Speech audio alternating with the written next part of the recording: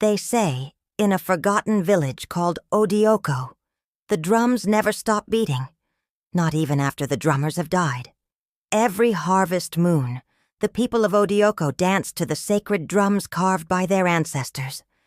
They believed the rhythm connected the living to the spirits, a sacred bond that must never be broken. But one man, Oba, the village hunter, mocked these beliefs. "Spirits don't eat yam," he'd scoff. "Drums don't speak. Only fools dance for ghosts." The elders warned him, their voices grave. "The drums hear everything, Oba." But as we know, pride is often much louder than wisdom. That night, the festival began.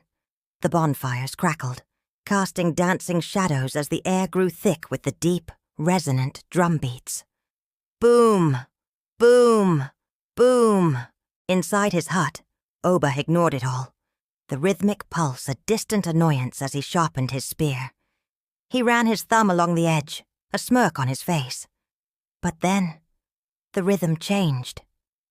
It wasn't a change in tempo, but something else, something hidden within the familiar beat.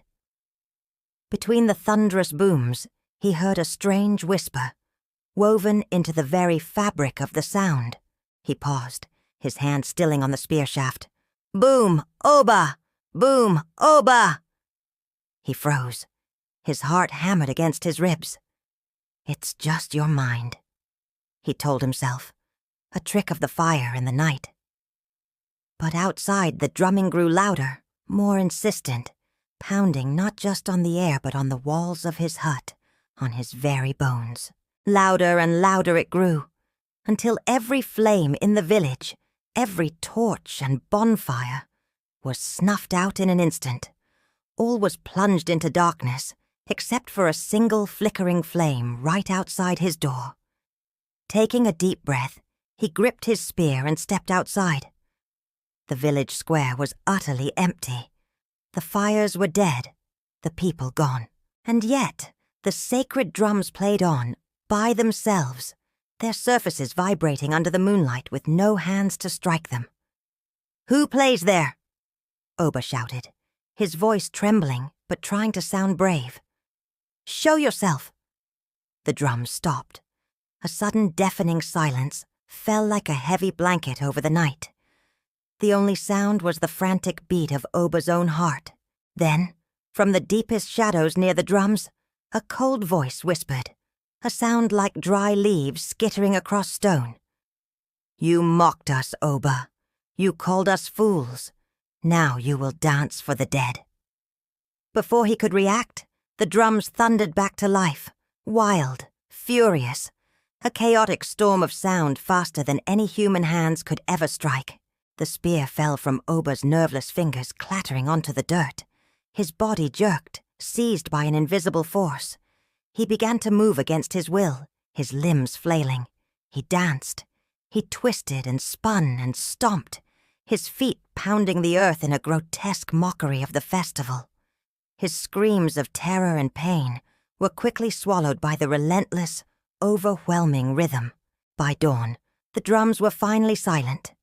When the villagers cautiously emerged from their homes, they found the square just as they had left it, but for one difference.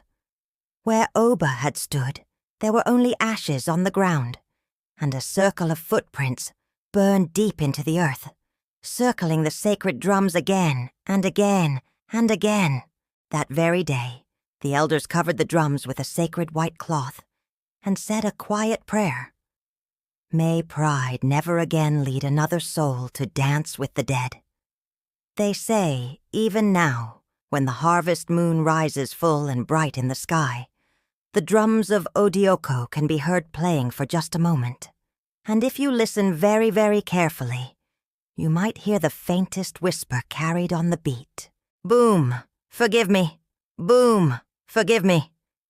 It's a chilling reminder that he who mocks the old ways forgets that the earth and the spirits tied to it remember everything.